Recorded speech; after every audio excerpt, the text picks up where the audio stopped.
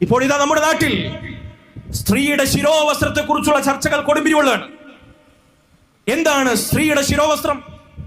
എന്താണ് അവളുടെ ഹിജാബ്? എന്താണ് അവളുടെ ജിൽബാബ്? ഇതുപോലെ മുസ്ലിം ഉമ്മത്തിന് അറിയില്ല. 1/2 മീറ്റർ തുണിക്കണ്ടം കഴുത്തിലൊന്ന് തൂക്കിയിട്ടാൽ, തലയിന്മേലൊന്ന് ചുറ്റിയിട്ടാൽ അതാണ് ഇസ്ലാമിലെ ഹിജാബ് എന്നാണ് മുസ്ലിം ബഹുഭൂരിപക്ഷം പോലും വിശ്വസിക്കുന്നത്. അങ്ങനെ വിശ്വസിക്കുന്നുവെങ്കിൽ തെറ്റി. സ്ത്രീയുടെ സൗന്ദര്യത്തിന്റെ പ്രകടഭാവമായ മുഖം പോലും അന്യ പുരുഷന്മാരുടെ മുമ്പിൽ മറക്കുന്നതാണ് ഇസ്ലാമിന്റെ സമ്പൂർണമായ ഹിജാബ്. അത് കേവലം സ്കാർഫിലോ മഫ്തയിലോ തലയിൽ കെട്ടിത്തൂക്കുന്ന ഷോളിലോ പരിമിതമല്ല. സമ്പൂർണമായി അവളുടെ സൗന്ദര്യത്തിന്റെ എന്തെല്ലാം അകമ്പടിയുണ്ട്. മുഖം സ്ത്രീയുടെ സൗന്ദര്യമല്ല എന്ന് ഏതെങ്കിലും സ്ത്രീ അംഗീകരിക്കുമോ? ഒരു സ്ത്രീയുടെ മുഖ സൗന്ദര്യം പുരുഷനെ ആകർഷിക്കില്ല എന്ന് രക്തവും മജ്ജയും ചോരയും നീരുമുള്ള പൗരുഷമുള്ള ആണുങ്ങൾ അംഗീകരിക്കുമോ?